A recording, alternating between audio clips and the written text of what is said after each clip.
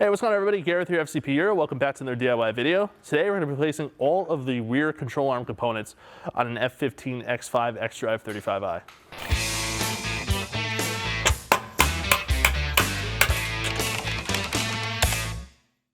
Hey, what's going on everybody? Gareth here with FCP Euro. Welcome back to another DIY video. Today we're going to be replacing the rear control arms, rear ball joints, and integral links on an F15 X5 xDrive 35i.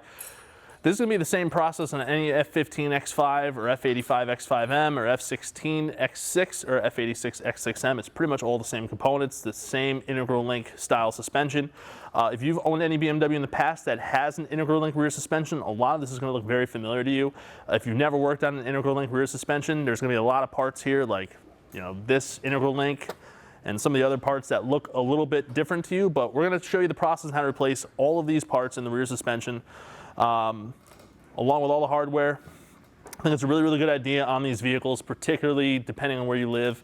If you live in a Rust Belt part of the country or part of the world, things like eccentric bolts can seize over time, making it impossible to get alignments done. So really, if you're going to take these parts out, it makes sense to replace all the hardware at the same time and save yourself a lot of agony down the road. So that said, let's talk about some of the tools you need to do this job, and then from there we'll go ahead and jump right into it. All right, so tools you're going to need for the job. Well, I'm not going to lie, it's a lot.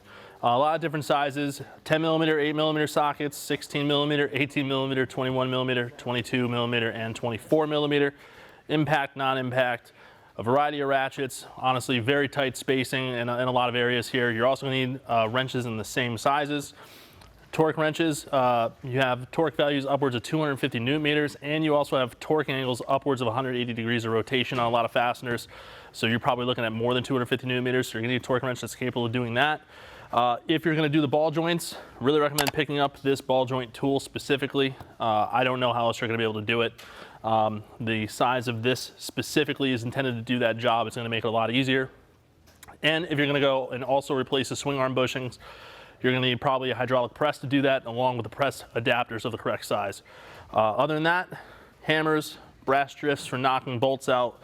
I'm going to be using this copper anti-seize to lubricate the eccentric bolts, just so that they never have the possibility to seize in the bushing, and also a paint pen for marking the existing eccentric bolts and the points on the subframe, so you can go ahead and put it back close to the same position. With that said, this is what you're going to need to do in order to get this job done. So let's go ahead and get right into it. So for this video, we're going to be working on the right side exclusively. One thing I do want to mention is some of these vehicles are going to have ride height level sensors, left and right. So depending on which arms you're removing, you might have to disconnect the level sensor. We'll talk about that in greater detail, but we're going to start off by removing the wheel.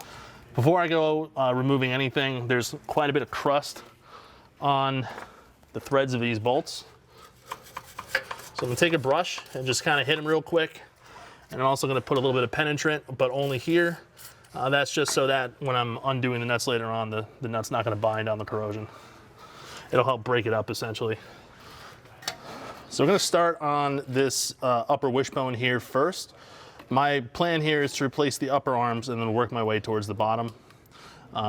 This arm right here does not have any kind of eccentric adjustment on it. Only the guide link up front, which would be your toe adjustment. That is something that we're going to have to be aware of when we remove the bolt. We want to mark that in advance.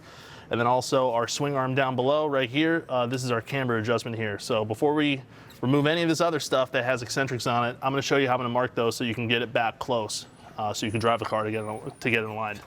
But I'm going to start on this wishbone first. I'm just going to unhook this little bracket here. This holds onto our brake pad wear sensor and our ABS wheel speed sensor. So we just undo the clips and it'll come right out. And once it's unhooked from that arm, we can just kind of leave it in position. It's not going to get in the way. I'm just going to drop it down a little bit lower.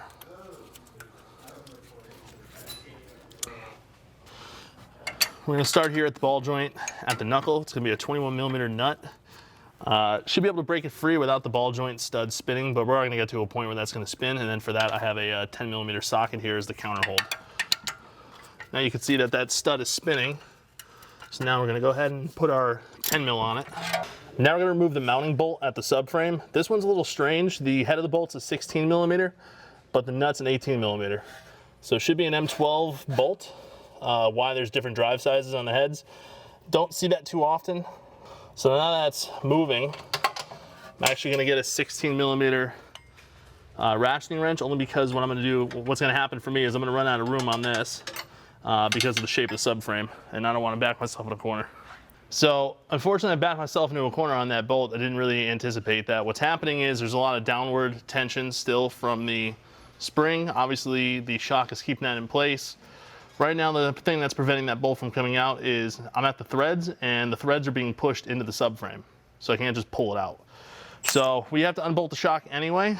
Take a 21 millimeter socket, and we're gonna go ahead and just pull it out. But before we do that, I'm gonna get a pole jack, support the suspension so it doesn't come shooting down.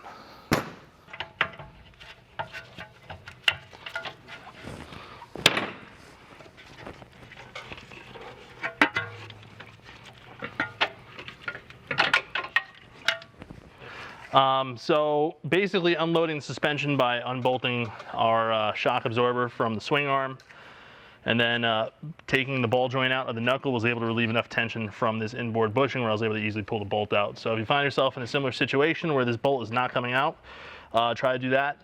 If you're doing everything rear, you have to unbolt the shock anyway. So no matter what, you're going to be doing it. But yeah, I just found myself in that situation, and undoing that made it a little bit easier. So now we're going to go ahead and install the new arm. These are side specific, so they are labeled left and right, so you want to be aware of that.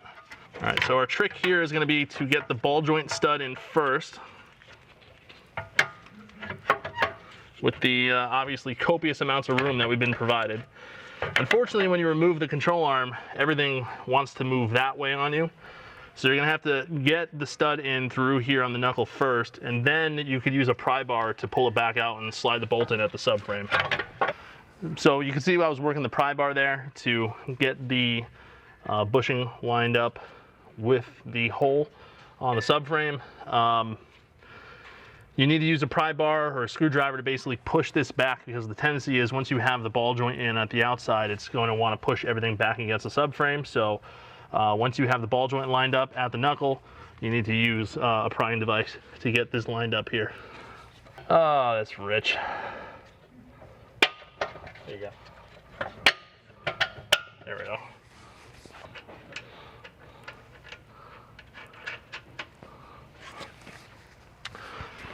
So what I'm doing here is I'm using two pry bars, one on the caliper, one on the carrier, and I'm basically pushing up on the ball joint, and I'm wiggling it in on this side. Because what I don't want to do is I do not want to force the ball joint back through with the nut.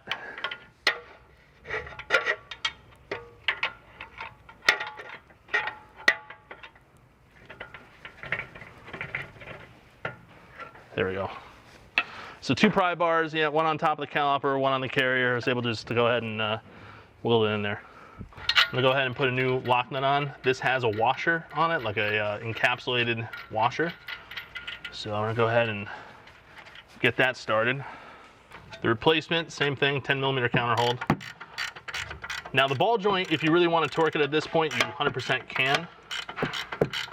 Because you don't have to worry about preloading a ball joint, only rubber bushings you have to worry about that. So at the very minimum, I'm gonna get the ball joint bottomed out. And then again, like I said, we'll torque everything to spec after. And while we're at it, I can also go ahead and put our cable bracket back on the control arm. This is not gonna be moving again, so there's no reason not to reinstall it. The replacement hardware is exactly the same size as what came off, so it's a 16 millimeter drive on the bolt and it's 18 millimeter nut. Again, why there's a variance in head size on the same size metric fastener, I'm not sure, but that's what BMW did. Again, I'm not tightening these down all the way. I'm just bottoming the nut out. We'll torque everything at ride height and preload the bushing, but I just want to get the bolt most of the way there.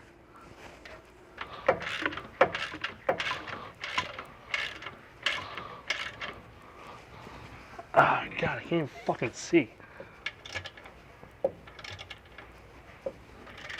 That's good enough.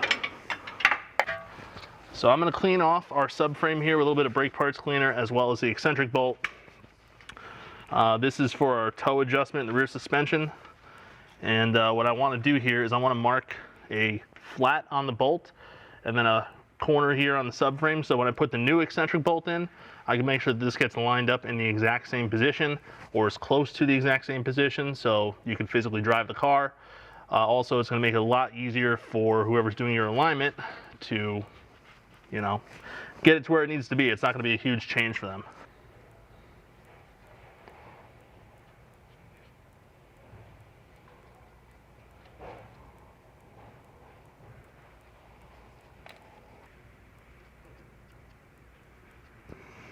So I went ahead and marked our new eccentric bolt. I'm installing a new one, but I also went ahead and marked the existing one. I like to go from a flat or a corner instead of trying to mark one of these notches here, like for here. That's gonna be a little bit harder to replicate on the new bolt, but the nice thing about eccentric bolts is the eccentric washer that's built into it, they're all gonna be the same. So in my opinion, marking a corner and then marking that corner on the subframe is going to be a little bit closer than trying to draw a random line. Now, if you're reusing the eccentric bolt, that'd be great, but if you're putting a new one in, this is, my opinion, the easiest way to get it to relatively the same position or as close to the same position as it was when you removed it from the vehicle. First thing we're going to do is make sure our eccentric bolt will move. And our eccentric bolt moves. That is a good thing. Sometimes these will seize up, which that would be a bad day, especially here, how this bolt sits in here. And if you want to see how the eccentric works, you can see how the suspension, particularly the toe angle here, is being adjusted as I spin the eccentric. That's how these work. And that feels pretty loose, so at this point, remove it by hand. I just want to pull the bolt out clean and clear, because what I don't want to do is rub off the mark that I made. But I think there's enough room here where we can just remove the nut entirely. Go ahead and break this nut free. It's 18 millimeter. At some point the ball joint will start spinning. And then again, it's going to be the same 10 millimeter counter hold that we had on the wishbone.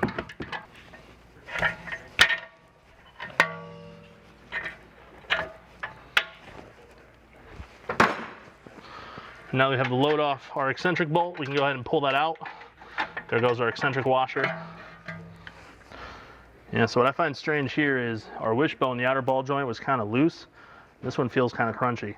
67,000 miles, these are original parts that came with the car. So what I've typically seen so far on these cars is it seems like ball joints are really only good for maybe 70,000 miles. Bushings don't seem to be an issue, it just seems to be ball joints. It's kind of unfortunate. So I'm going to use some Liqui Moly LM508 anti-seize, just copper anti-seize. I'm going to lubricate the shank of this eccentric bolt. In my opinion, the worst thing that could ever happen is moisture, corrosion builds up in here, and then this shank seizes to the bushing. Particularly this one here, because removing this bolt would definitely involve lowering the subframe, and that's awful. So I'm going to make sure that that never happens. If anybody who aligns this car in the future for me, they're not going to run into a problem, and also make it a little bit easier too. So now we're going to go ahead and install the new guide link. This, I imagine, is going to be a lot easier than our wishbone was. I'm going to line up our bolt here, and then what I'm going to have to do is I'm going to have to push the rotor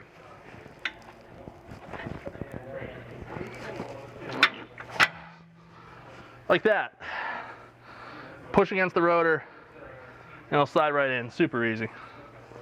We are going to install a new eccentric washer. This goes towards the inside. Again, the trick here is to make sure that these seat. So I make sure the head of the bolt is physically in between the slots on the subframe. And I'm going to move our new eccentric bolt in alignment with where it was before. Normally I don't put anti-seize on nut threads, but again, this is going to have to be undone at least once a year for an alignment. I kind of recommend doing that just to make sure everything is good, because obviously this stuff will move over time. Just want to make sure that whoever has to do the alignment, that the nut will come free relatively easily. Key is when you're doing this, you want to make sure that when you tighten that nut down on the outside, that you're where you need to be. Yeah, as soon as you get there, you go. And now once you're there, you can go ahead and tighten down the outside nut. I will torque this to spec once we're done, but for now I'm just going to tighten it down so that it can't physically move. And again, this needs to be done at ride height so that you don't preload the bushing. Moved into a position where it should be fine, where it's relatively close to where it needs to be, and then we can actually go ahead and torque this down after we get everything else done. We're going to install a new lock nut on our ball joint. So now here we are at the lower portion of the rear suspension. We have our swing arm here. Integral link is the connection between the outer portion of the swing arm and the knuckle. That's in the middle. Ball joint is pressed in the knuckle, and we also have our bushings here. This is an eccentric bolt for camber adjustment, so before we ever move the bolt, we're going to mark that the same way we did for the guide ride up top. In order to swing this whole arm down so that we can gain access to the integral link in the ball joint, we need to undo our sway bar link here. It's going to be an 18mm nut and a T40 counterhold. We'll go ahead and mark our bolts. So brake parts cleaner, just remove any kind of grease or grime.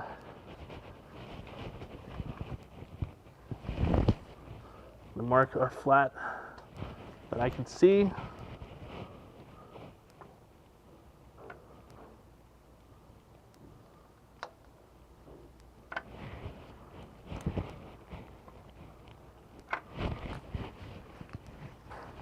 The flat that I marked is this one right here.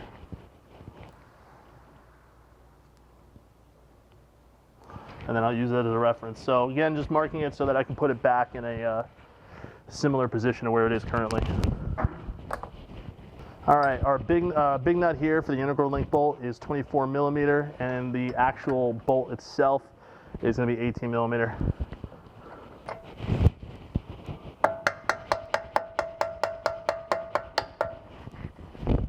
Now you probably noticed that when we pulled the integral link bolt, the whole swing arm went up. That's because of the preload on these outer bushings. Not uncommon practice to basically pry the swing arm down and tuck it underneath the knuckle to do the ball joint. However, I do want to remove the swing arm itself entirely so that I can inspect the bushings. We have replacements available if they're in rough condition, where you can press them out and replace them.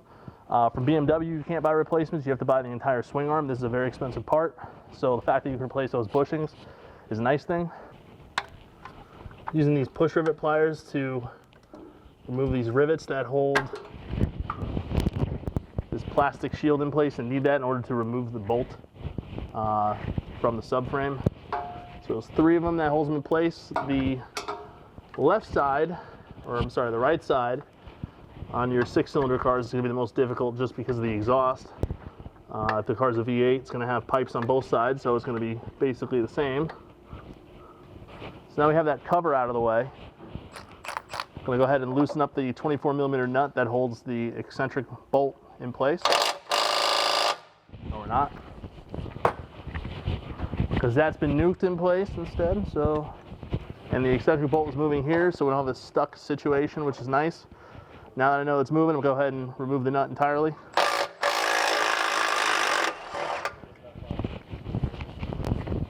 Moving this forward bolt here for the swing arm.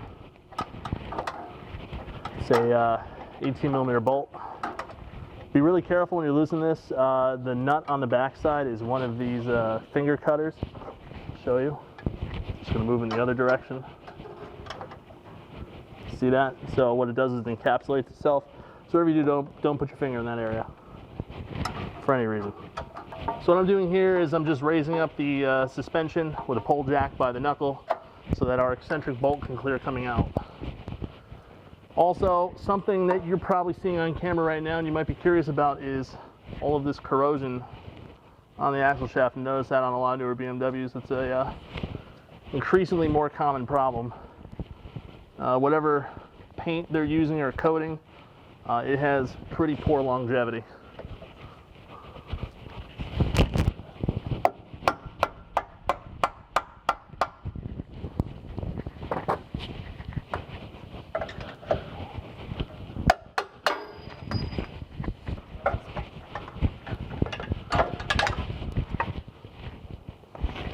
Like I said, I want to pull the swing arm here just so that I can take a look at the bushings here. If we have the opportunity to replace them, I want to do that now while everything else is apart. So it's one extra step, but I think it's worth doing while you have the time. I'm going to take an 18mm wrench here. I'm going to break the bolt here for the integral link free.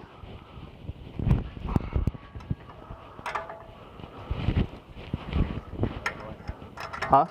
No. There's no through nut or anything on this, so the bolt pretty much just threads into the knuckle, which is pretty much typical in any integral link suspension. So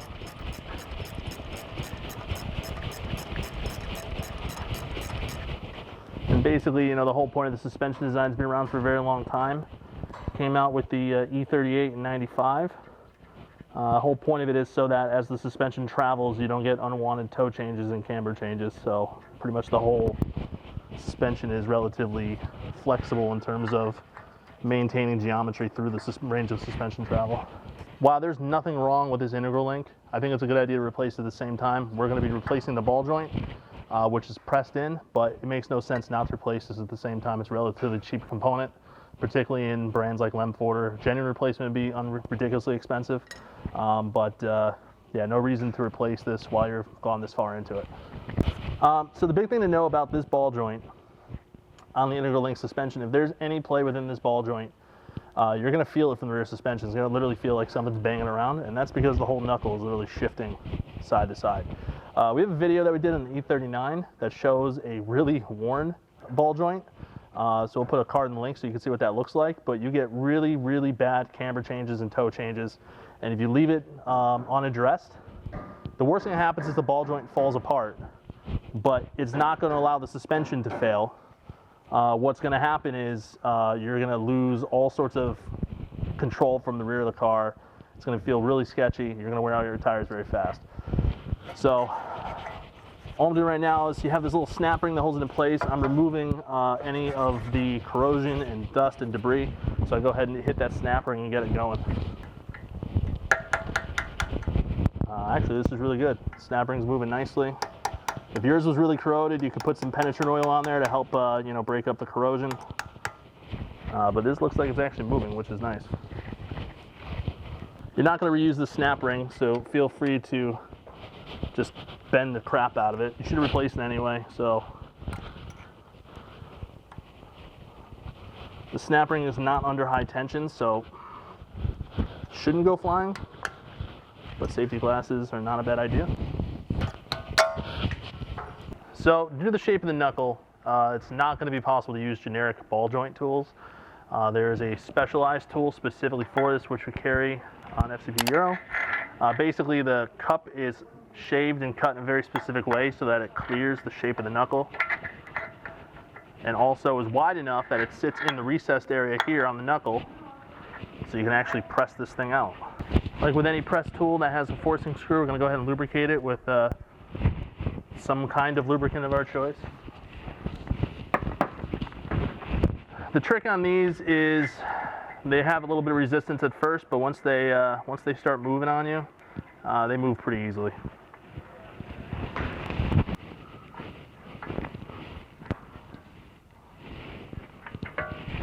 Take a little bit of Scotch-Brite here, just clean out the bore. It's actually really clean in there. I don't see a ton of corrosion. It's actually really, really clean there, which is nice. The ball joint is going to get pressed in from this side, so I want to remove any kind of surface debris. This is an aluminum knuckle, so a little bit of oxidation happens. Just going to try to clean as much of that off as possible. So the ball joint is being pressed in from this side. You can see that little flange there, and then it has that snap ring groove. So we're going to go ahead and kind of push it in a little bit. And now we have a receiving cup on the other end. Now we're just going to go ahead and press the new ball joint in. Press it until it bottoms out, and then once it's bottomed out, all we have to do is now install the snap ring. So now we got to get the new snap ring into place. These can be slightly finicky, or not. In that case, not. Be able just to get it in by hand. All I'm going to do is just take a screwdriver here and just push on it, make sure that it's completely sitting in that ringland, but it should be.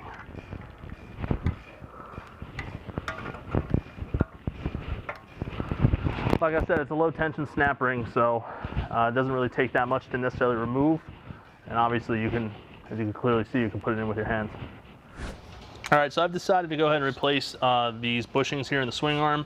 Like I said from the beginning, they're not available directly from BMW. You'd have to buy the entire swing arm.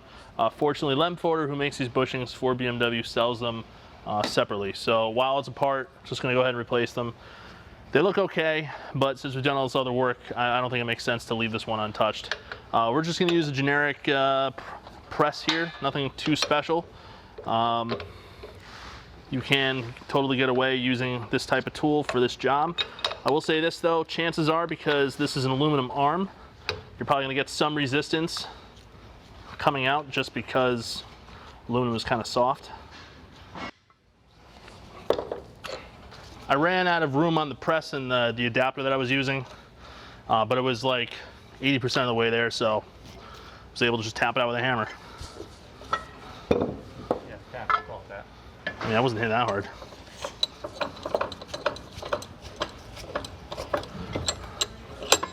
The key there, more than anything else, is I was supporting the arm with the vise. So, you know, not risking damaging it or anything like that, because this is a casted piece. Just gonna take some emery cloth here and clean out the inside of this bore to help aid installation of our new part. And on these, all you have to do is just make sure it's pressed in evenly. It's gonna be super easy for this forward bushing here. For this style bushing, because of its curvature on the sleeve, that's gonna be a little bit more of a visual thing, but you'll be able to tell if it's not flush or not. To aid in installation, I'm just gonna take a little bit of engine oil, lubricate the inside of this bore. It's really just to make sure that we don't get any kind of galling or anything. I don't wanna use anti-seize or grease or anything like that. The oil will be perfectly fine for this.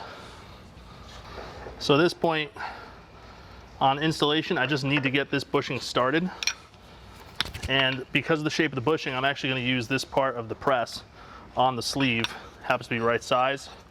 Yours might vary.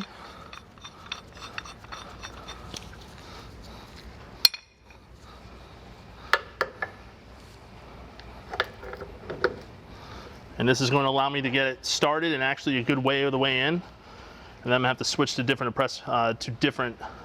adapters to finish the job off. But really this is to get it started and to make sure it starts evenly, which is the most important thing when you're pushing or pressing in any bushings. Just want to get it started on the right path.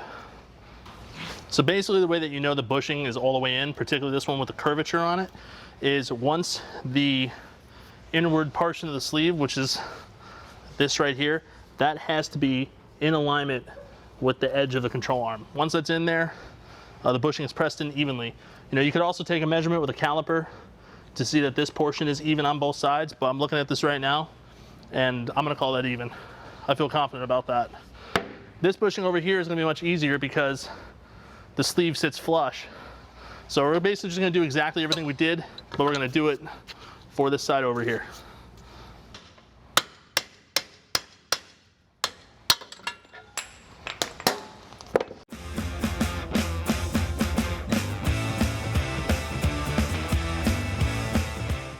So now that we have the new bushings installed on the swing arm, I'm gonna go ahead and hang the swing arm, starting here at the forward portion of the subframe.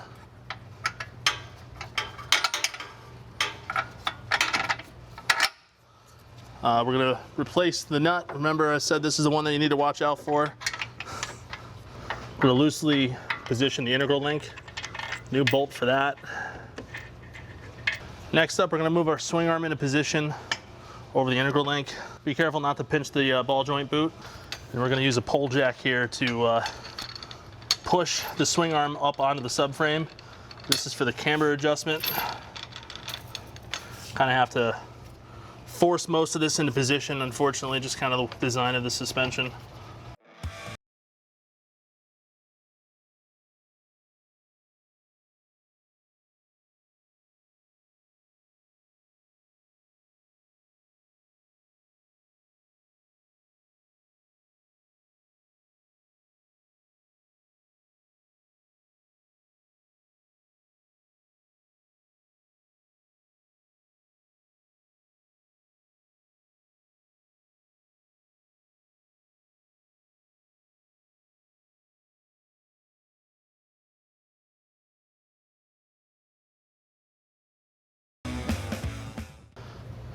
So after wrestling with the suspension to get the swing arm back into position, all I'm gonna do now is just bring up the ride height here so we can put the shock absorber bolt back in, put our sway bar link nut back in, and then we're gonna go ahead and torque the whole suspension. While we're at it, I'm just gonna go ahead and reinstall our sway bar link nut. It's a 18mm T40. All right, now we're gonna go ahead and torque everything. We're gonna do it at ride height. We're gonna start here with the integral link, 18mm bolt. It's gonna be 100 Newton meters.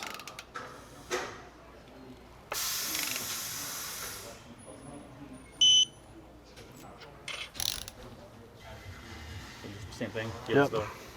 Sway bar link nuts, 100 Newton meters. What size is it? 18mm.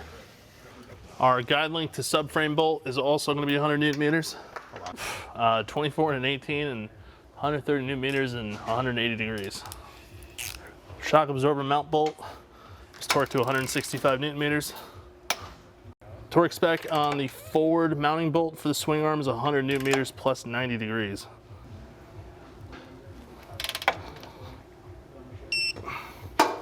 Torque spec on a rearward swing arm bolt. It's only with 250 Newton meters, and we're going to concentrate on the nut. We don't want to move the bolt because obviously that is how our camber adjustment is made. So we already have that set. We're only going to torque the nut. Our wishbone to subframe bolt. It's a 16mm head bolt, but an 18mm nut. It's going to be 100 Newton meters plus 90 degrees. Obviously, you want to do this with the suspension at ride height.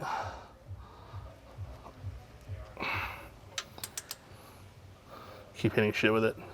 Did not like that. Okay. Oh my god, dude. You got it. Torque spec for the guide link ball joint nut. It's going to be 18mm drive, 100 Newton meters. Torque spec on our wishbone ball joint to the knuckles is going to be 165 Newton meters. It's 21mm drive.